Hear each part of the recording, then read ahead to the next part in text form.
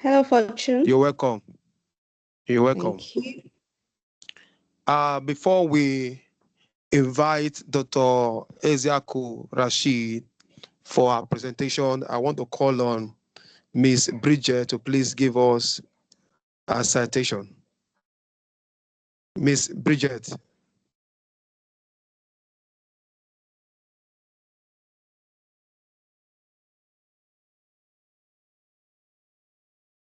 Ms. Bridget, are you around? Okay. Mr. Fortune, please. Mr. Fortune.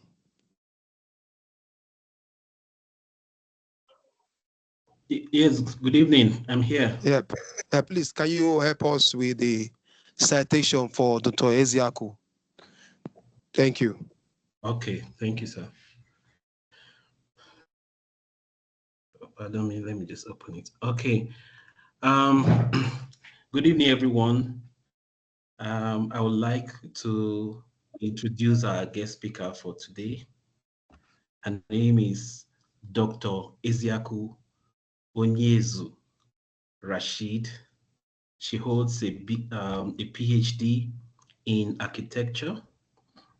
She's a senior lecturer at the Department of Sustainable Built Environment, School of Built Environment, Massey University,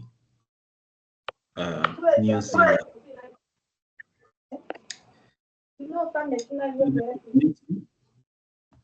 Please turn off your mic, please.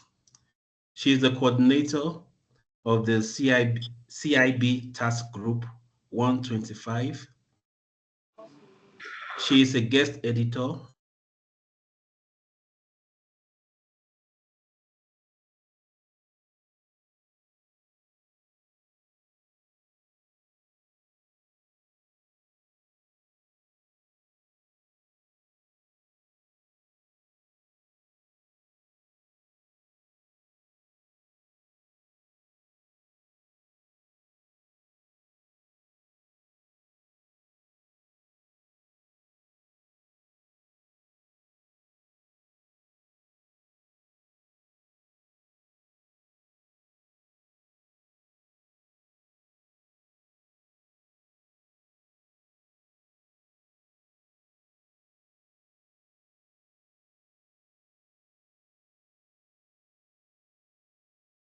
Okay, thank you, Mr. Fortune.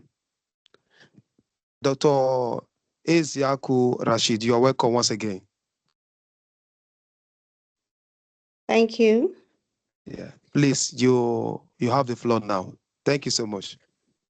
Thank you. Let me share my screen. Can everybody see me? See my slides? Yes, very well. Awesome. Okay, so thank you very much for inviting me to present to the young practitioners in construction Africa.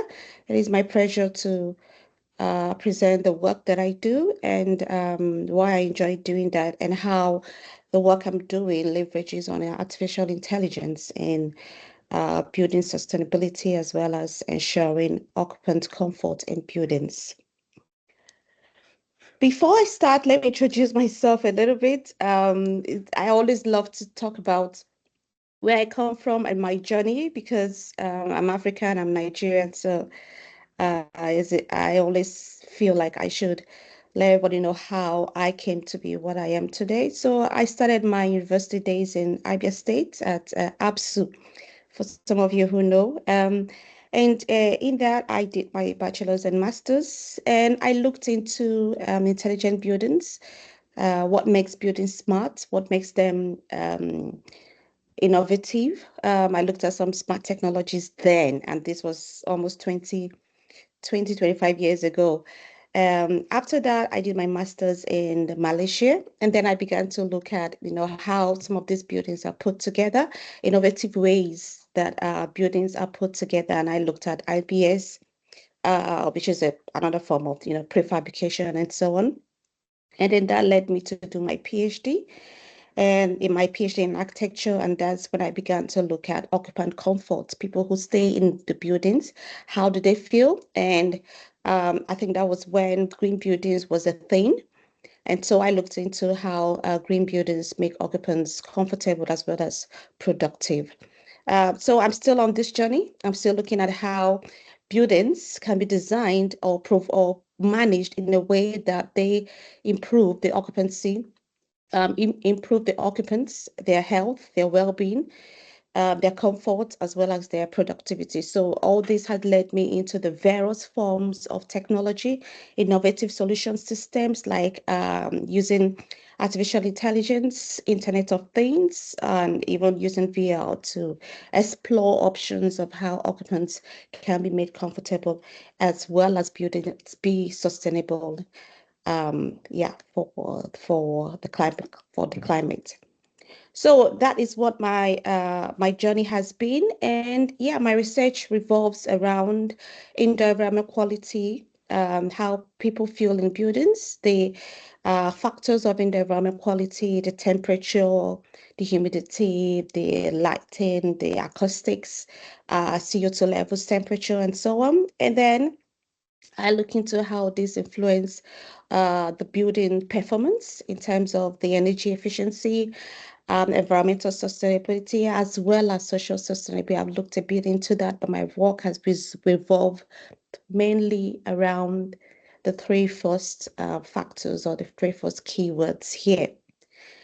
And the main reason why I'm so interested in this is because of you and I. I mean, we spend most of our times indoor, and especially at homes and offices. We spend most of our times there. So it's important that these places are made to be conducive, as well as healthy for you and I, especially the fact that whatever we face in life in terms of our health is mostly affected or influenced by where we spend most of our time, the air we breathe in, the measures we take in order to achieve comfort in the various places we spend our time in. So that's my research. So the question is, I've been asked to speak today on the use of AI for user comfort and energy efficiency.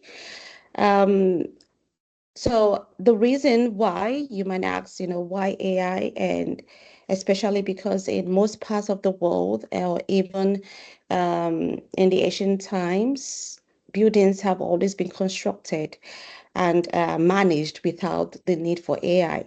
Um, Over the years, we've come to realize that traditional building systems have led to significant inefficiency in terms of um, meaning and requiring extensive financial implications when it comes to the post-occupancy phase of buildings. For a long time, the construction industry has focused on constructing buildings, designing buildings, but little effort has been put into how do these buildings perform and can they last as long as they are required to last. In places like Africa, that might not be a huge issue, but in other places, parts of the world where there are lots of natural disaster, um, extensive or harsh climatic conditions that require um, significantly performing or high performing buildings. The traditional building systems have been shown to be quite ineffective in ensuring the sustainability of our buildings and also the comfort of occupants. I'll explain this a bit further. So the good thing that AI has done is that AI is able to ensure that our buildings are high performing, not just based on some hypothetical theories or hypothetical calculations, but the good thing that artificial intelligence has provided for occupants and also for building managers is able to learn occupant behavior and patterns, preferences, expectations, and predict how what it would need and the financial values, the expectation, the implications in the nearest future. The good thing is that it's also able to adjust environmental conditions in order to provide the comfort that occupants want, while also minimizing the energy that is used to provide that comfort. So in essence, artificial intelligence is important because it tends to balance how much energy we use, or if I can say, it is the most effective way that research or technology has been able to some extent, balance user comfort and energy efficiency or conservation. And it provides, very bespoke and innovative way of managing the amount of energy that is used in managing some of these homes. And also it enables us to be able to know how much energy we use at a particular time, real time, as it's being used, as well as the impact of that energy on the type of indoor environment quality that we have. Like I said earlier, it also ensures that our buildings are designed better and our buildings are able to provide that indoor environment quality that we require. I will expand on this, but this is kind of the summary of what I'll be talking about, or I will be presenting today. So let's start by breaking down the last slide. The first question I usually get is, why is energy use that important? Mainly because there are parts of the world, where they don't require, or the need for energy use, or the efficient use of energy is required. Some other parts, it becomes more expedient, especially parts of the country where they rely significantly on fossil fuel, or are even feeling the effects of climatic change on them. But globally, this is a global issue. I mean, if it affects the Western countries more and less the other parts of the world, it still affects the entire world. And that is because carbon emissions is detrimental to our climate. With the recent floods, earthquakes that we're experiencing every day, there is need for us to step back and reduce how much carbon emissions that we release in the atmosphere as a result of our activities. Now, some might argue that the construction industry does not emit the highest percentage of emissions. Yes. However, we still have a substantial share that we contribute to carbon emissions in the world. So here I've brought out globally emissions from the construction industry will be around 45%. And out of that 45% of carbon emissions that are emitted from the construction industry, 39% is focused mainly in the operational phase of the building. So while the construction industry is more focused on, constructing these buildings and designing the buildings, and millions of dollars are poured into the earlier phase of a building lifespan or life cycle, the substantial amount of carbon emission and the detrimental effects of the built environment is actually felt during the operational phase of buildings. So this makes how buildings perform and how they are managed important in climatic change and also important in our health. And in New Zealand, which is where I come from or where I am currently working in, 20% of carbon emissions is strictly from the built environment, and 91% of this 20% is focused or is mostly on the operational phase of or operational carbon, as well as the embodied carbon. So what does this mean? How is this 20% generated? This generated mainly because energy use costs a substantial amount annually, especially in commercial buildings, office buildings, residential buildings, and this is strictly to heat and cool spaces. So in the hot part of the world, mainly what is being suffered is overheating, and we tend to use a lot of air conditioning to reduce the heat and be able to achieve a cooler environment. Whereas on the other part of the world, it's mostly cold rooms and cold houses. So a lot of energy is also used to heat the house or heat the building or the office environment. So a lot of energy is used globally to either heat or cool the indoor environment quality. Now, for spaces that really do not have that amount of money to even heat or cool, or even while these substantial financial implications are put into heating and cooling spaces, there's also an ongoing detrimental effect on occupants in terms of their health. You might have come across, for some of you who research in this area, the terminology that is called the sick building syndrome. And that is just a simple phenomenon where we all come to the workplace because the air conditioning is on, either for it to cool or for it to heat up the space. And one person comes with cold or catarrh or any viral infection, and within 2 to 3 hours, or even by the end of the workday, every other person in the office is feeling sick, and that is mainly because of the circulation of ventilation, lack of adequate ventilation, circulation of the virus across everybody that is in the space. Now, while this is not a publicized issue, it is a significant problem that causes loss in productivity when people don't come to work as a result of them being in the hospital or staying at home or absenteeism. That causes significant loss for businesses.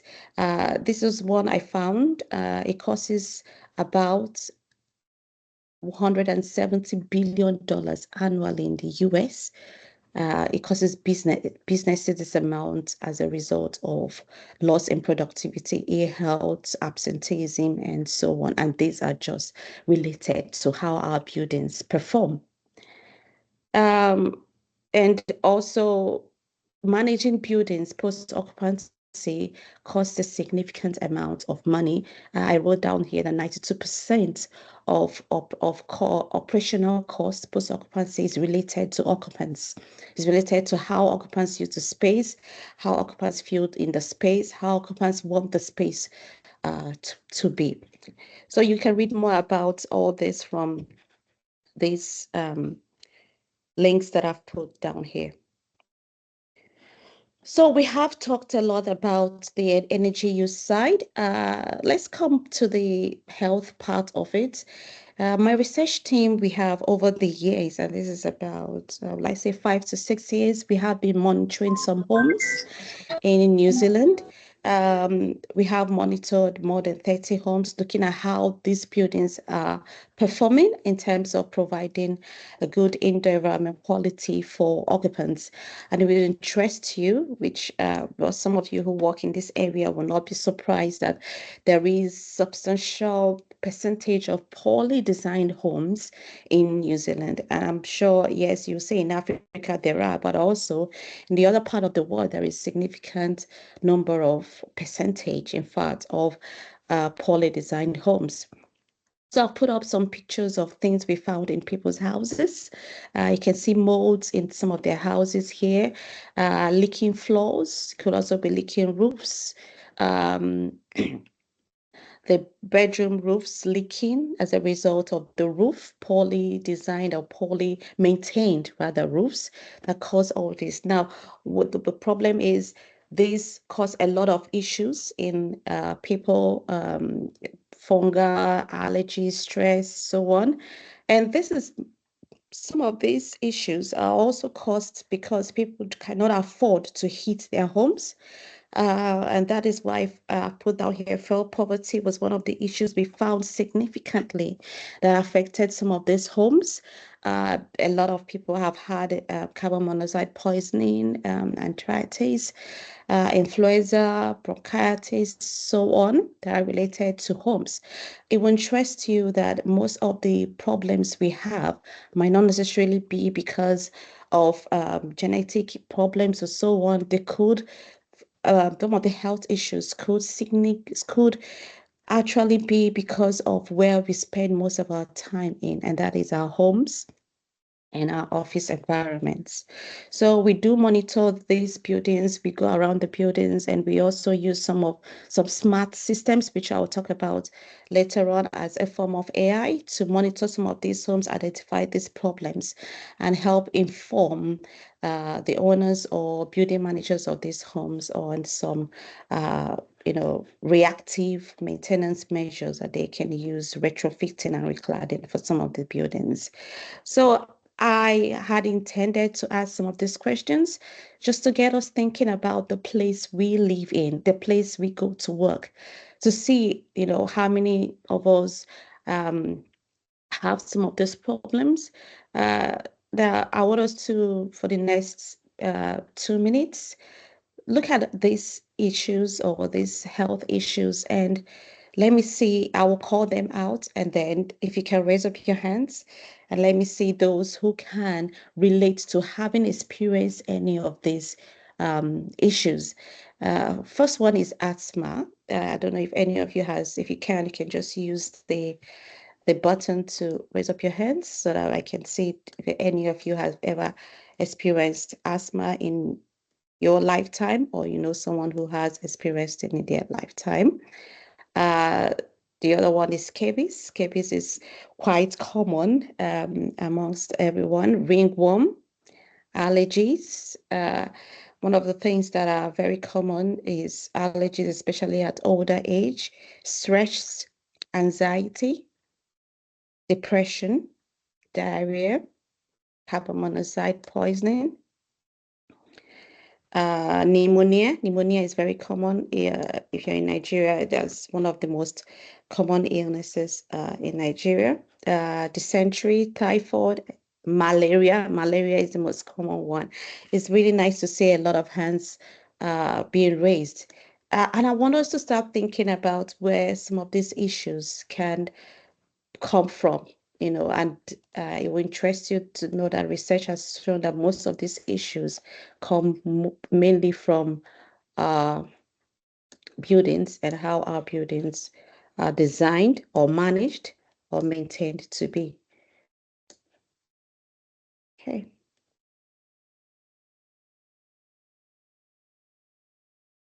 So you might, because I've talked about all this, you might ask, so what are the environmental standards that are needed in buildings to give us a good indoor environment quality, and how can AI support in achieving this? I will get to that. So internationally, these are some of the standards that are provided by WHO and ASHRAE. Some are also provided by the WorkSafe New Zealand, and that is having not more than 500 lux of lighting in a workspace. For spaces that are not commonly used, 320 can be allowed. There are storages, toilets, and so on.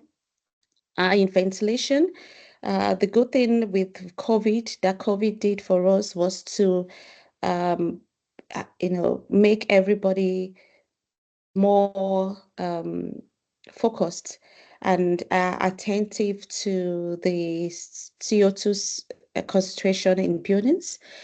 Before COVID, I think it was around 1,500 ppm of CO2 concentration was allowable in indoor spaces, but after COVID, this has been reduced to 800 worldwide.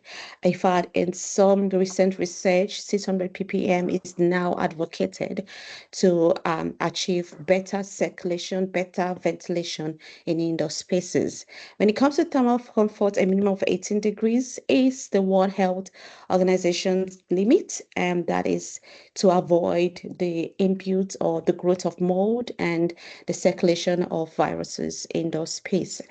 Noise, we have at least less than 85 decibels for an average 8 hours in a work environment. So the assumption here is that when these standards are met or are provided in an indoor space, the indoor space is conducive. So based on these standards, what my research team has been doing all this while is looking at buildings exploring buildings, how buildings are maintained, and the indoor space buildings provide for occupants. And especially, we have begun to look into how AI can support providing these standards that I've mentioned on this slide for indoor environments. And I would look at that. So over the years, what has the target been? The target has been to provide a conducive indoor environment quality for occupants, while at the same time reducing energy use in buildings. And I've given you the reasons why we need to maintain a balance, why we need to ensure that energy use is reduced, and why comfort needs to be improved.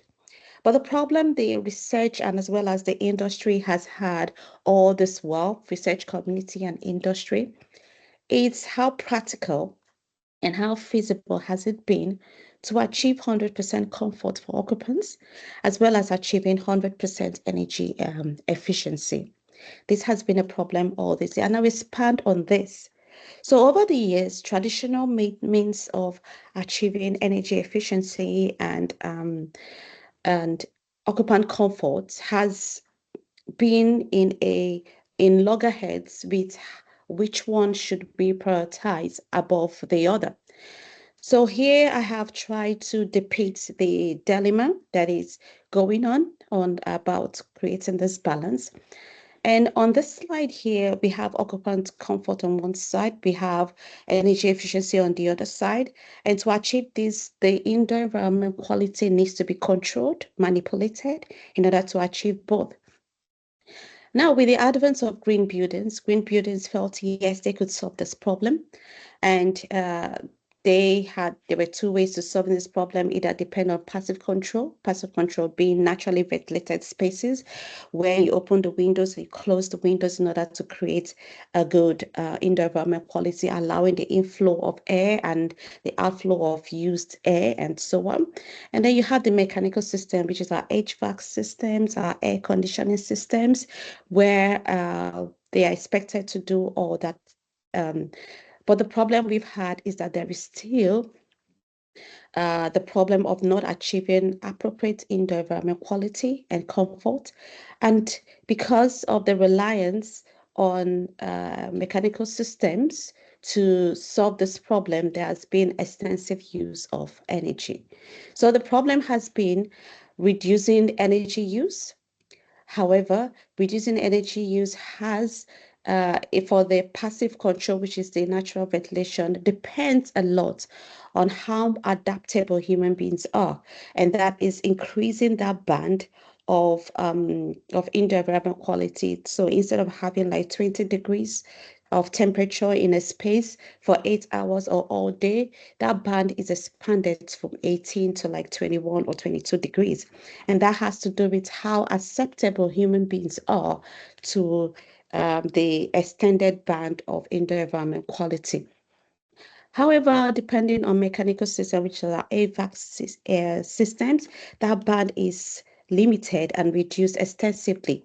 And research shows, or the research we've done has shows that the need for mechanical systems has been mostly on occupants' expectations and preferences. Nobody wants to be in a place where the person needs or has to get up every, let's say, 5 to 10 minutes, or to open windows and close windows. We prefer to stay in a place where the air conditioner does all the work for us.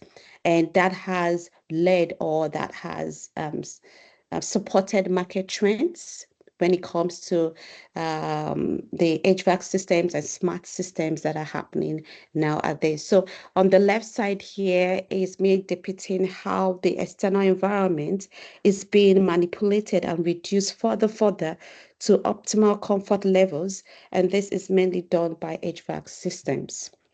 So the problem here is that it's expected that with HVAC systems, there is less control and the indoor environment quality is better guaranteed.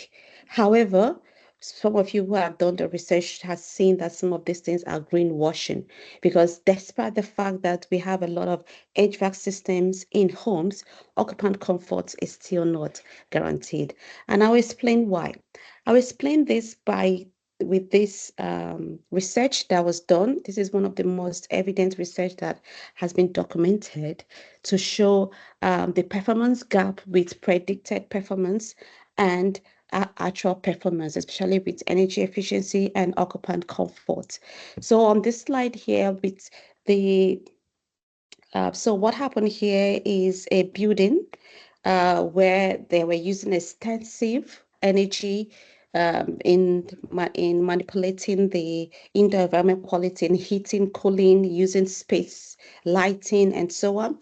So they decided to change the HVAC systems in the space, and they predicted that when it's changed, they will achieve up to 1 million kilowatts savings in energy use.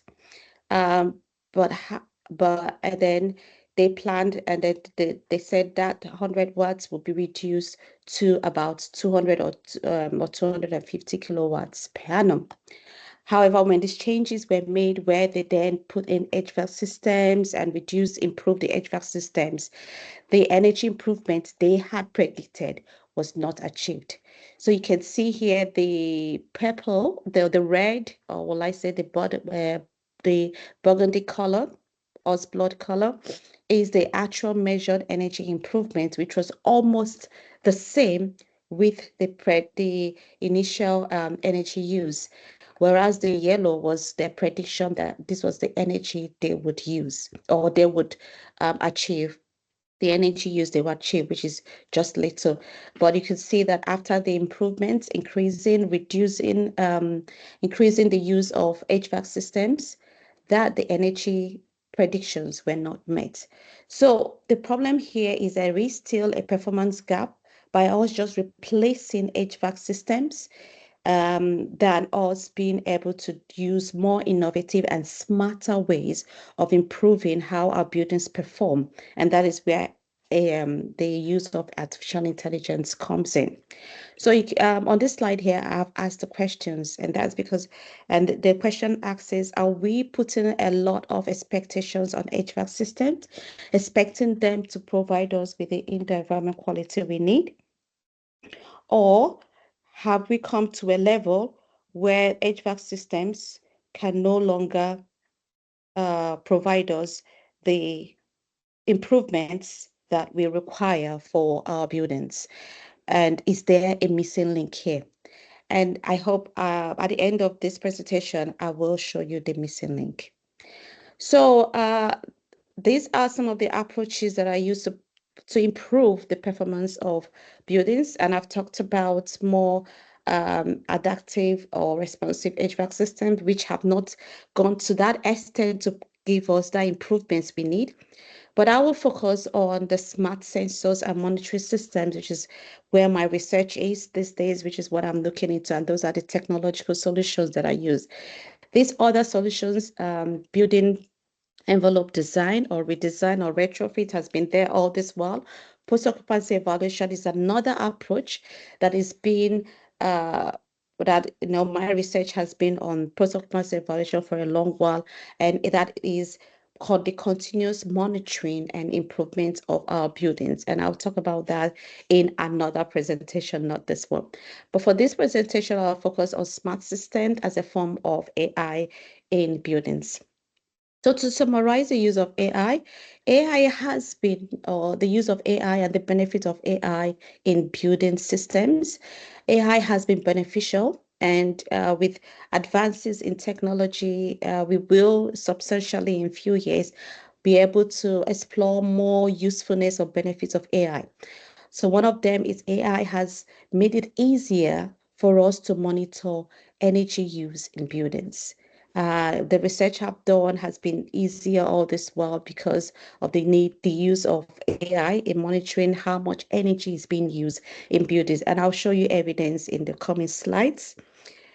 AI has also been very good in predicting energy demand because it has enabled us to do more energy modeling of buildings.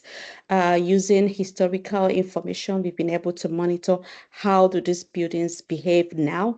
And as such, we can predict in the next 5 to 6 years, this is the amount of energy that will be required to maintain the building or even be able to predict future use of the building. And that way, we will be able to optimize energy use.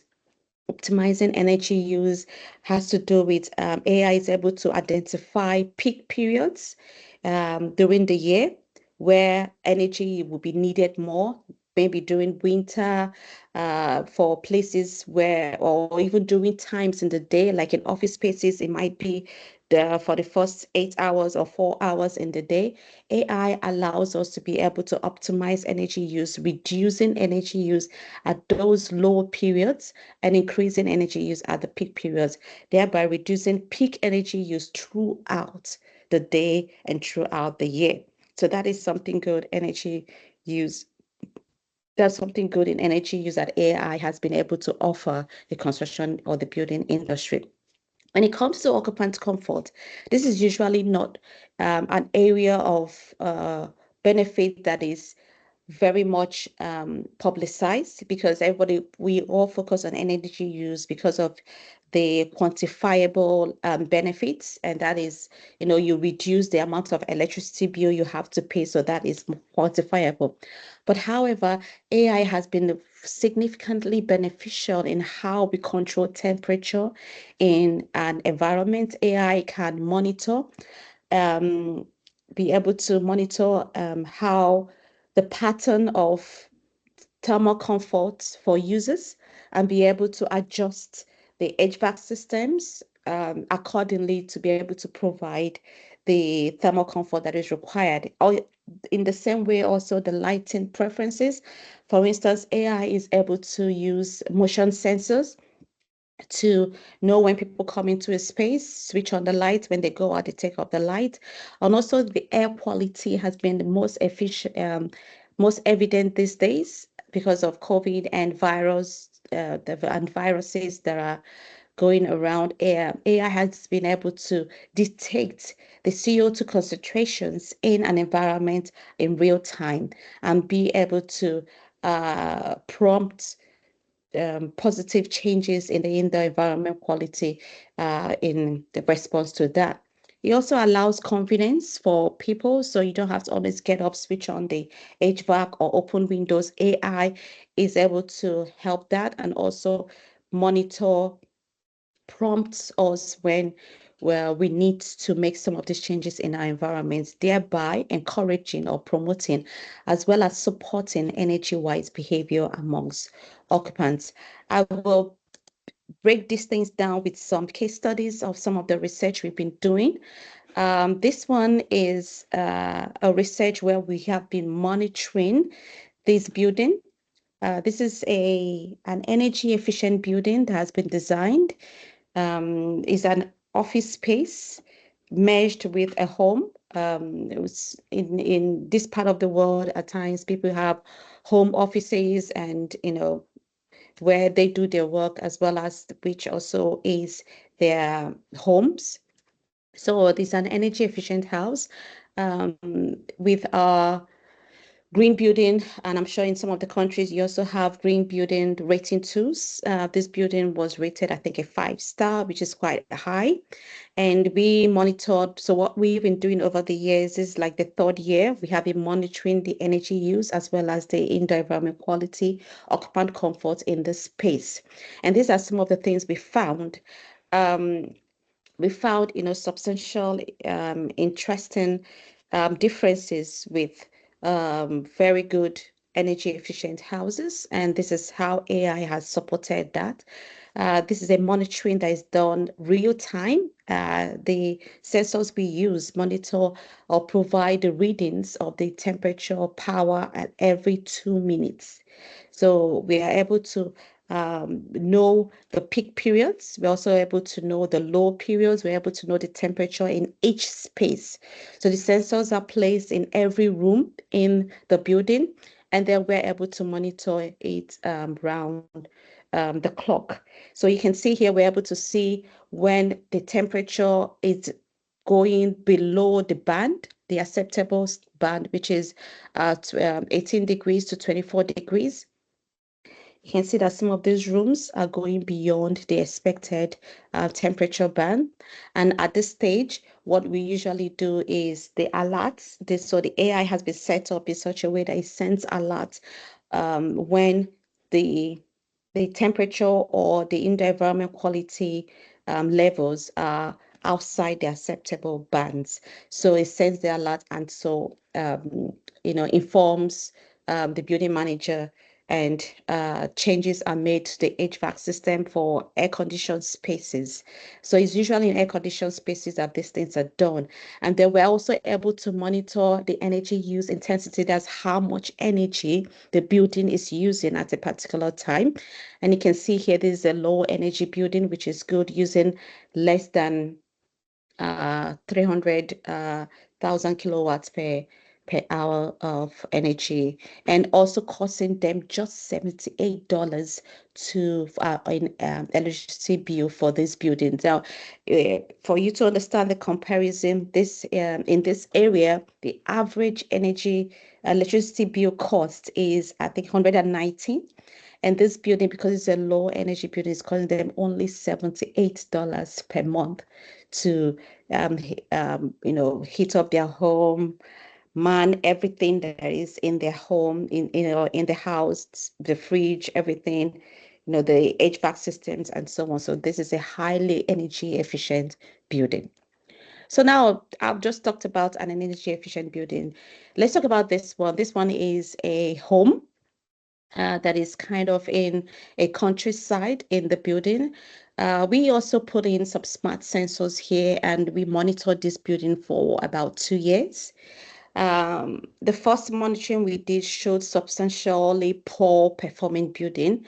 And what happened was, after we did that, we recommended for the owner to reclad the building. So the owner recladed the building, changed some of the building systems they use with smarter ones. And we've been able to also monitor it. Interestingly, I know this is still just 8/10, but when we started monitoring this building, it was around 2, 3/10. But with the reclad that was done, recladding the entire building, providing more insulation in the building, and also being able to cater for the thermal breaches that we found in the building's performance increased.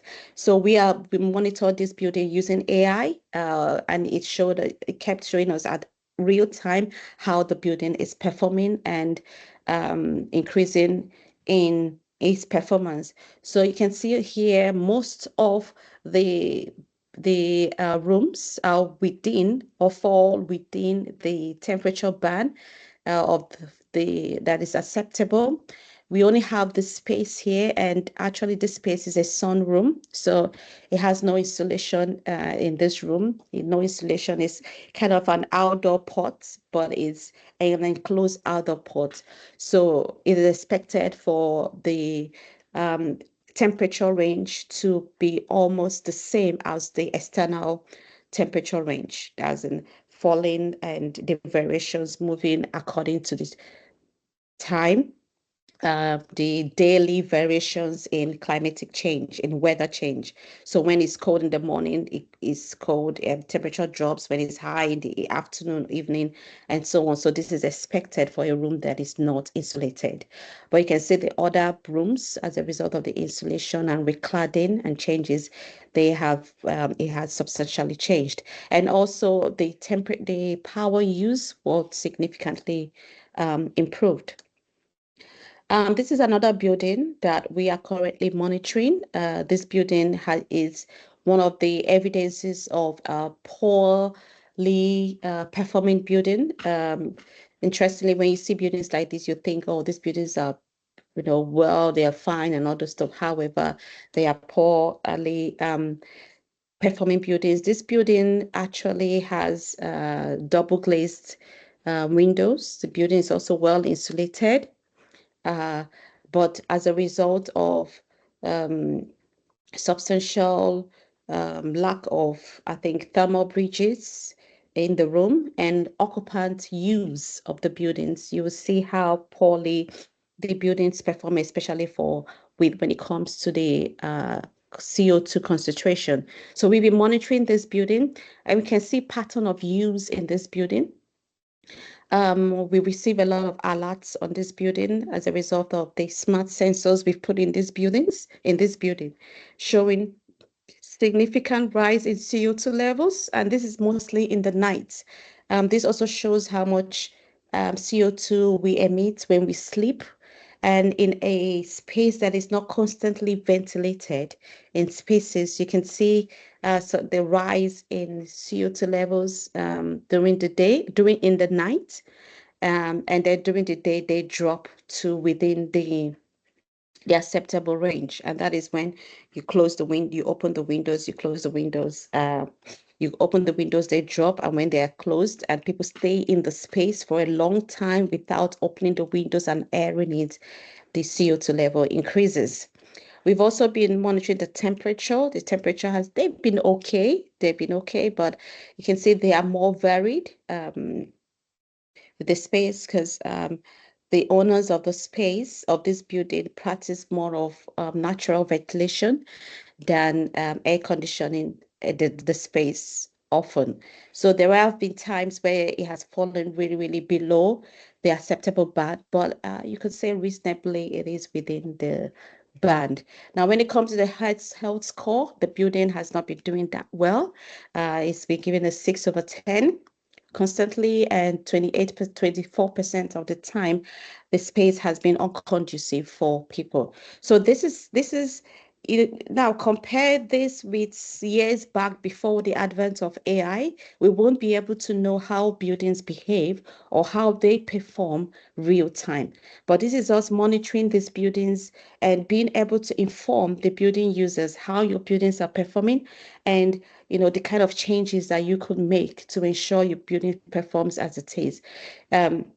These things help in reducing, oh, why am I always sick? Why am I always sneezing? And so on. Now, this is an office building we have monitored for a while, and this is one of the buildings that I have brought up here to show a building that is performing as we expect buildings should perform. I brought up the CO2 readings, real-time CO2 lead readings, as well as temperature readings. And you can see they all fall within the expected band. And this building is air conditioned, and some parts of the buildings are also not air conditioned. So it is a mid-sport building. But you can see here that the building is performing significantly, encouragingly well. It has a 10/10 performance, so the building is in perfect health, with most of the two main variables, temperature and CO2, being within the acceptable band. Sorry, I couldn't provide more of the indoor environment quality readings because of time. So I am conscious of time. So what am I trying to say here? What I'm trying to say is that AI has been able to allow us monitor buildings and also allow us make some predictions. Um, AI has also identified something significant we have not really focused on in the past, and that is how users use the building, how occupants use buildings. And that is what we've termed here as users' energy behavior. In research, this is a developing topic. It has not yet reached maturity, but this is an area that is being exploited, and to see even though technology has done the much it can to provide us with a good indoor environment quality, but you also notice that in some instances, still, the buildings are not performing as they have been predicted to. This is where there is a limit to how much AI can do in buildings. So what has the problem been? Over the years, with research being developed, it has been identified that users' energy behavior has been a significant factor in achieving this balance between comfort and energy use. And that is because the way you and I use our buildings accounts for up to 80% of the energy use in the buildings. And that is why we have the performance gap between the predicted energy use and the actual energy use. So what my research is doing currently is we are hypothesizing that users should take part in achieving this energy efficiency and comfort in buildings.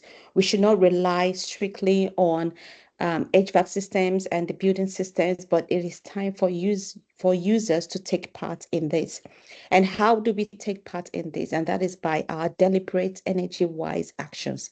We can achieve that balance between comfort and energy efficiency. So my research team has been experimenting on this. And what have we done? We experimented on how AI can, encourage or support energy-wise behavior in occupants. So that while we're achieving energy efficiency, we are also achieving comfort, not just comfort of the entire space, but individualized comfort, meaning I am comfortable, the next person is comfortable, everybody is comfortable. Now, bear in mind that we users, our expectations on our comfort bands are varied. And this is influenced by where we come from, where we grew up, our expectations, our physical makeup.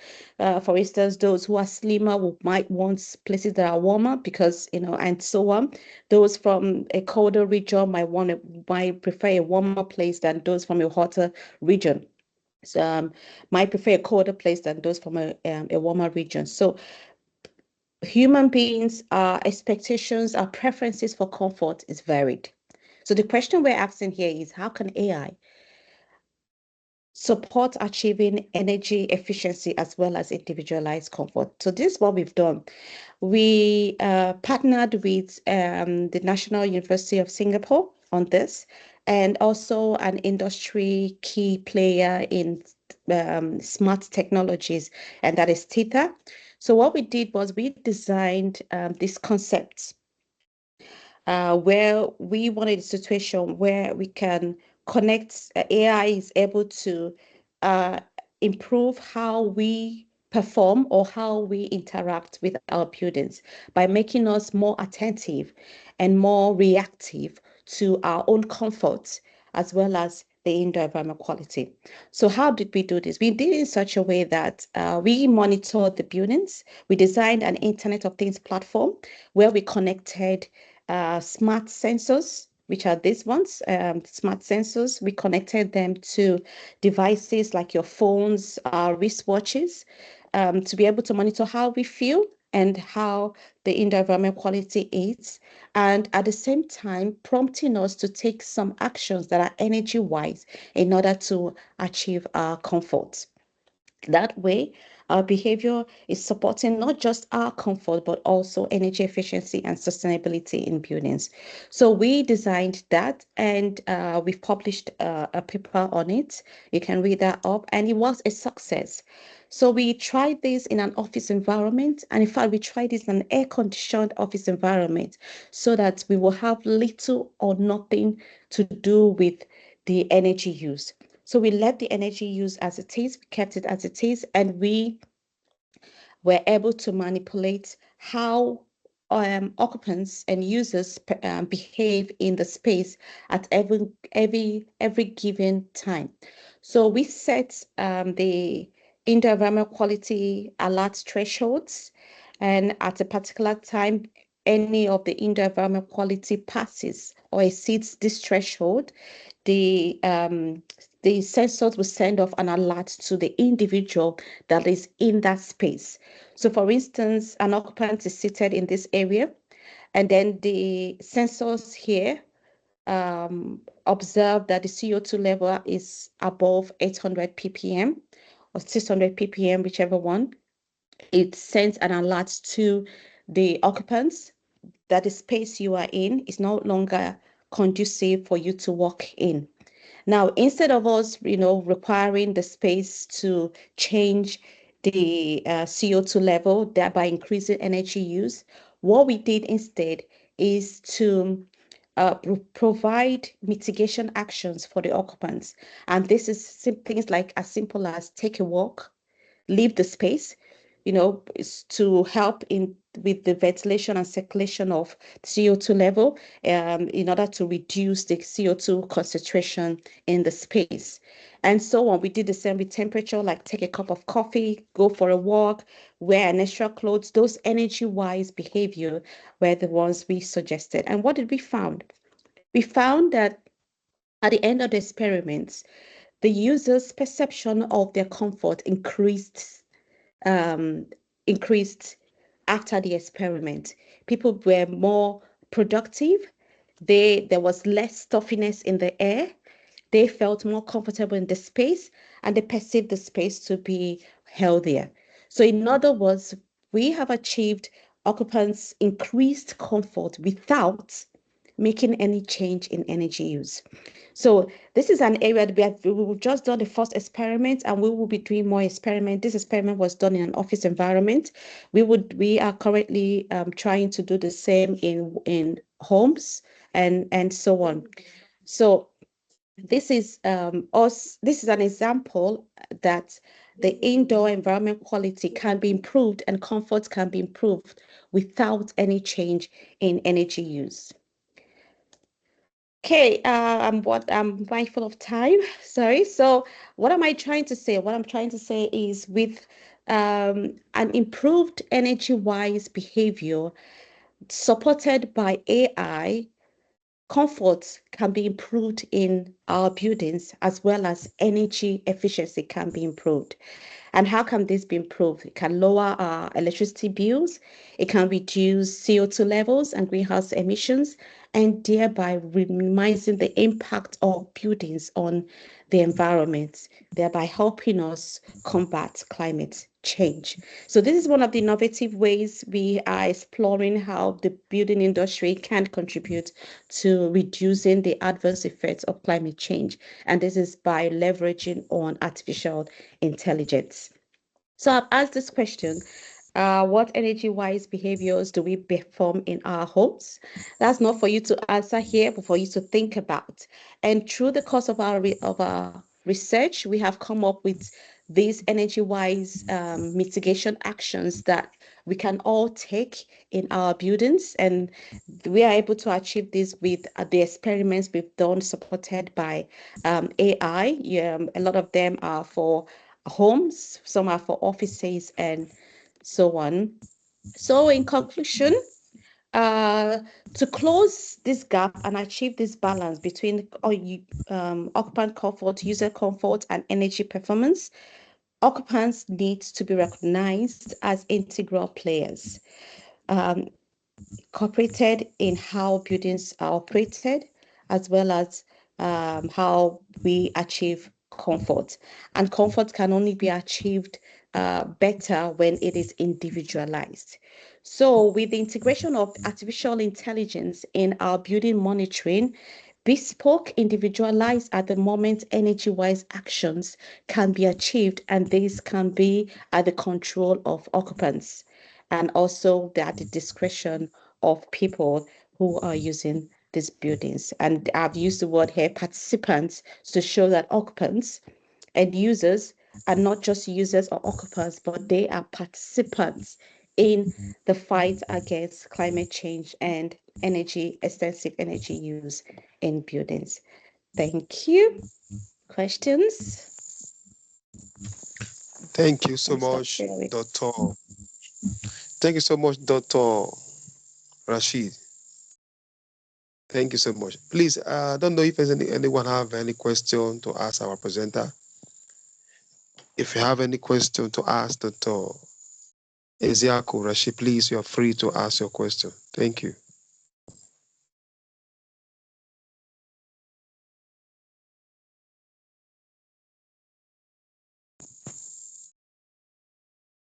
Any question, please?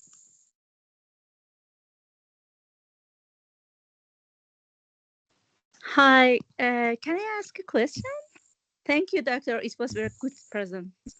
presentation, and I enjoyed so much. Only I have a question that you explained that for more energy efficiency in your homes using AI, but I see that you use more the Internet of Things.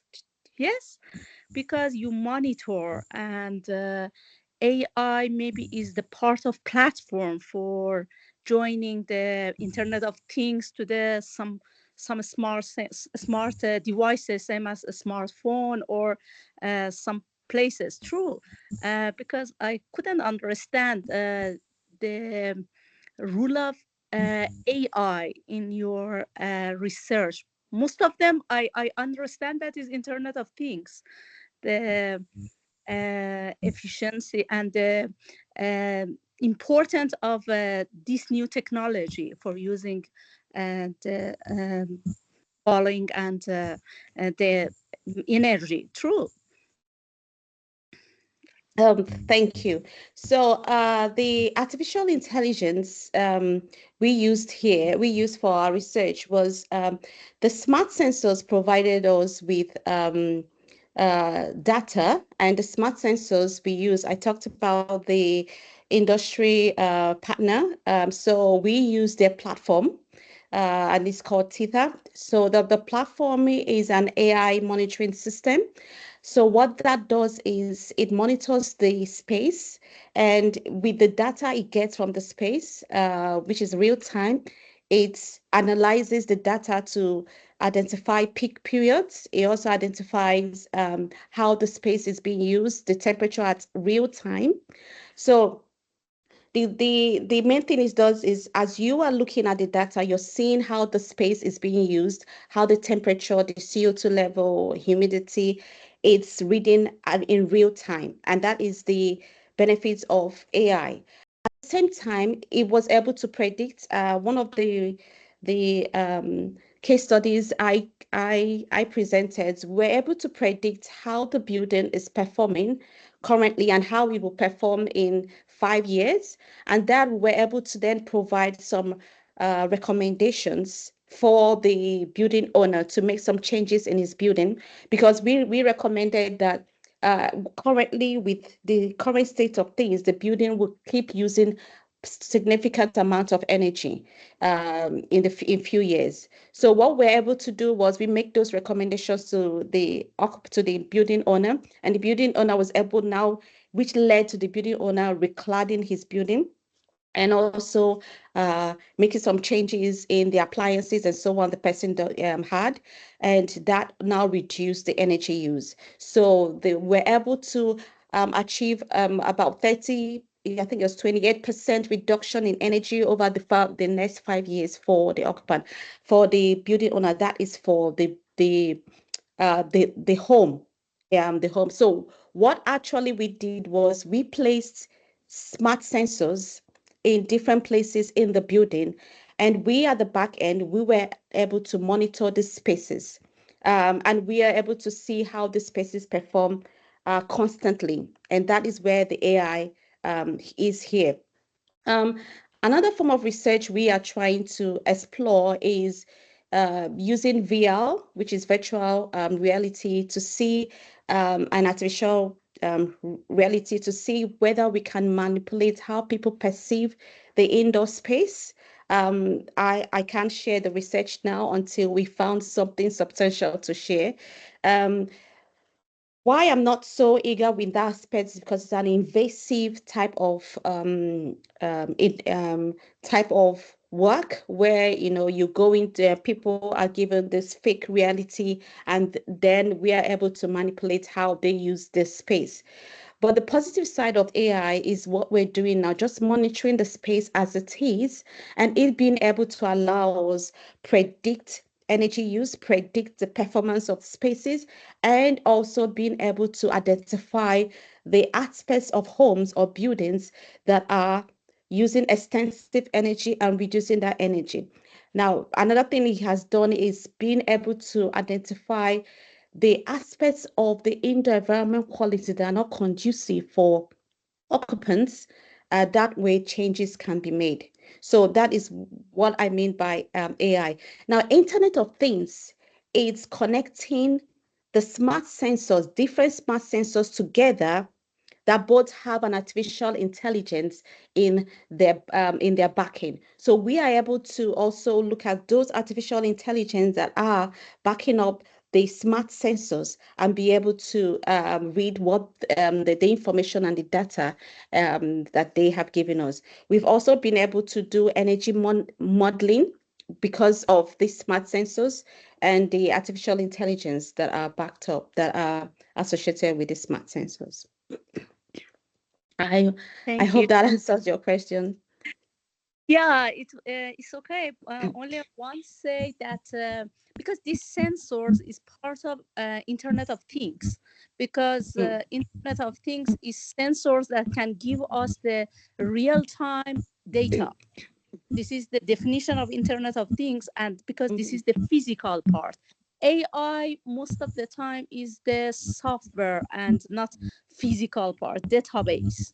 And your research is a mix of these two new technology together for performance, more performance efficiency in energy. Yeah, thank you. Thank you so much. Thank you. Yeah. Thanks. Najbi. Yeah. Najbi, yes. And the software we used for that, especially for the energy modeling, was we're able to use Therms for energy modeling of those of that. And also we've used other softwares too to be able to analyze this data in order to provide the solutions we had for these people. So now when it comes to artificial intelligence, so artificial intelligence cannot just be without the smart sensors that provide us this real time data, which is important. Also, what we tried to avoid was to use outdated data that might not provide us with exactly how buildings are performing in real time. So when over the years, when I started this research, what I came to realize was traditional means of collecting data, which is by giving people questionnaires or even observing, have been filled with a lot of bias. And by bias being because you ask people questions on how they felt 6 months ago or over the whole year. And what we've come to realize is because these are perception-based data, people are not, they're not robots. They mainly make their decisions based on how they feel at the moment. So because of that, most of the data that research has depended on in order to monitor how buildings perform have been filled with lots of bias. It could be perception-based bias. It could even be the Hawthorne effect. It could be, placebo. Several forms of bias has affected the type of data we have. But with the smart sensors have enabled us to achieve real data which with the use of AI, we are now able to provide more accurate results and more energy modeling results and better accurate recommendations for people. Correct. True. Thank you. Thank you so much, Dr. Rashid. Please, I don't know if anyone is having any question to ask our presenter. Abide, please go ahead. Hello.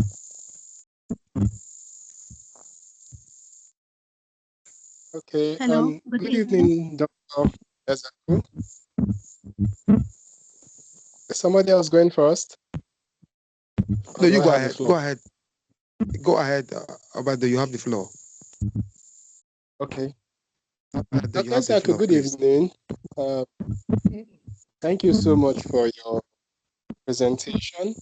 I would like to ask, from the results you've given to us that had ideal settings or ideal figures based on those quoted by WHO and others.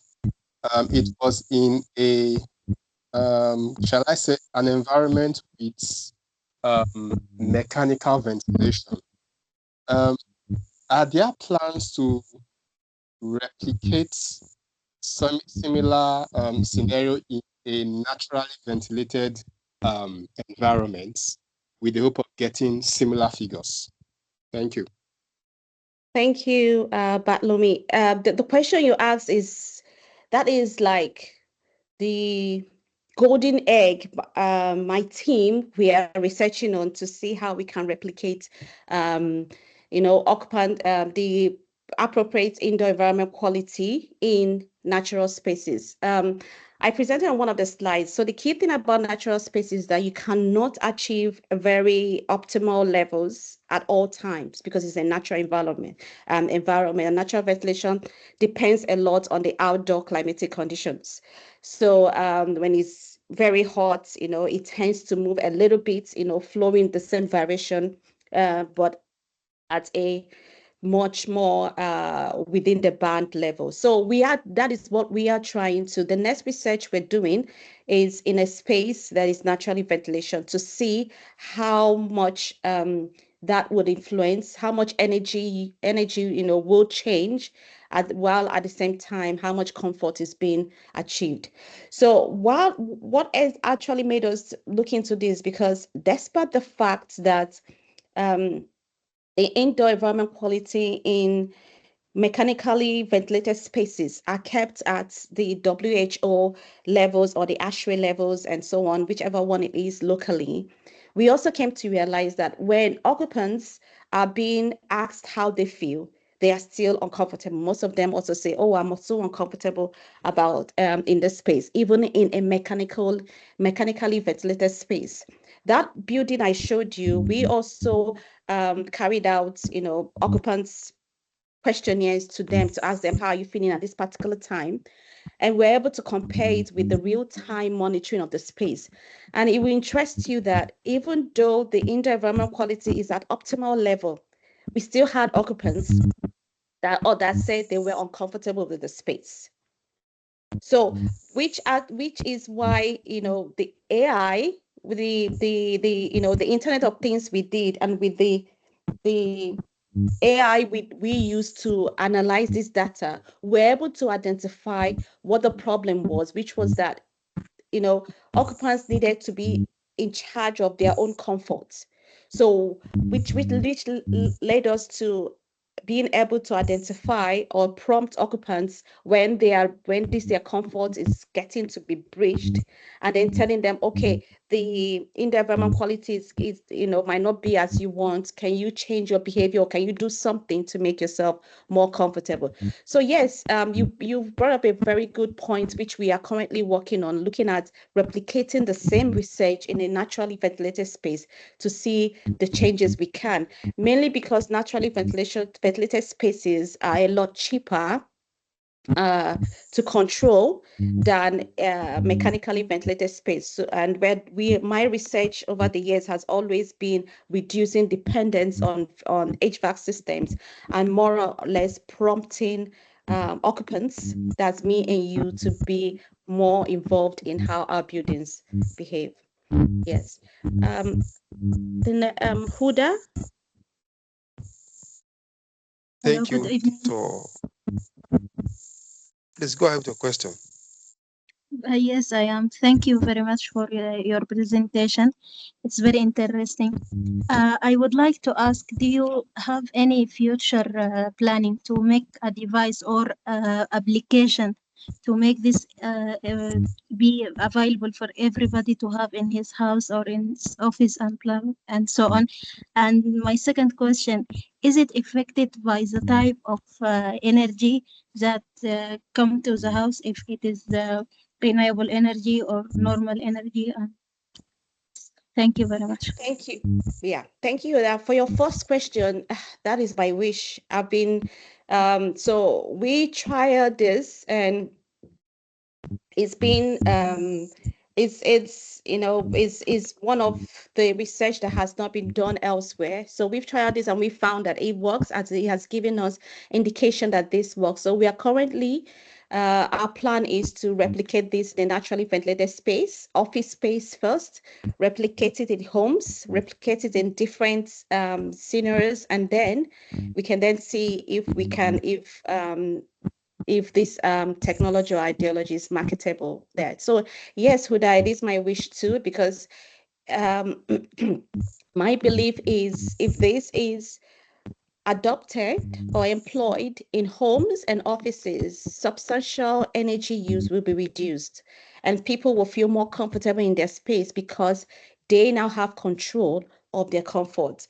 I forgot to mention in my presentation that having no control has been a recurring complaint of occupants, especially those in mechanically ventilated spaces. The truth is, human beings, we want to be in control of our spaces, of our comfort. Being in a space where you do nothing and the building does everything for you is not 100% beneficial to our livelihood. So occupants want more control. And with this, occupants are giving more control, not just any control, a control that is supported by an artificial intelligence that is monitoring the space at real time to give accurate data on how the indoor environment quality is. That's first question. Your second question, sorry, can you repeat the second question? Is this monitoring affected by the Yes. type of energy that came to the house? Okay, so the technology is not limited by any type of energy source into the building. So whether it's a solar energy, but that has nothing to do with the technology itself. What we have devised is a means of reducing energy use, reducing the need for more energy. Now, what some people do is because they have other renewable energy sources in their homes, that kind of counteracts the electricity bill they pay and so on. But again, the limitations with this is most of these renewable energy sources have long-term benefits. Their payback is more of long-term. With what I mean, we haven't got reached to the level where you say you put in a solar panel today and then you begin to reap the benefits tomorrow. It takes years, some 10 years, 20 years to get your payback for installing some of those things, and which has deterred a lot of people from installing solar panels and so on in their buildings, especially in this part of the world where solar panels are quite expensive. You need government subsidy to be able to install some of those renewable energy sources. So our research is not looking at the source of energy. So what we are looking at is the energy you have. How can we reduce you requiring more energy? How can we optimize the energy you have that's using less energy to achieve more comfort, or using the same amount of energy but achieving more comfort in buildings? Thank you very much. Thank you. Thank you so much, Dr. Rashid. Please, is anyone still having a question? Anyone still have any question to ask our presenter?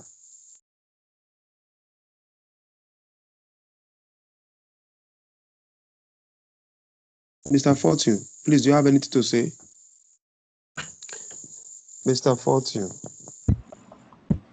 The only thing I can say is just to appreciate her for waking up so early to take us on this journey. I know it should be around 6 or 5 a.m. where she is. Yeah. Thank you so much, Doc. Thank you too. Thank you. And thank you for reminding me yesterday. Because I'm in New Zealand, I actually thought I had missed the presentation because our 28th was yesterday. So I woke up, I put my alarm for 5 a.m. on the 28th.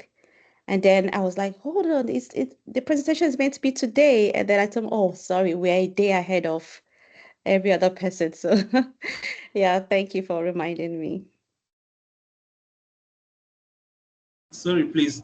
Can somebody is asking if there's a possibility for them to maybe have a session with you even after this time. That's Najme. Yeah. Yes, certainly. Fortune has my contact, so Fortune can share my contact with you, and yeah, I would be interested in having a one-on-one and discussing more how we can collaborate and so on. Yeah.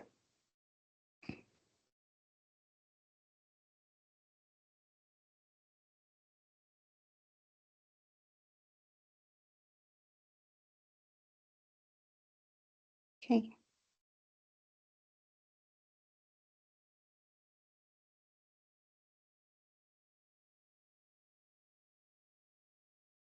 I can't hear. I don't know who is talking. I think your mic might be off.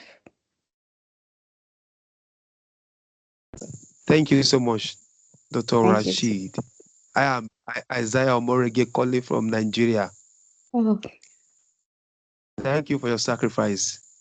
thank you. So I think with this, we can come to a close now. Thank you all. Good night, everyone. Thank you. Thank you. Bye. Good Good night. night. Thank you for Thank sacrificing you. your morning for us, Dr. Ash. Thank you so much.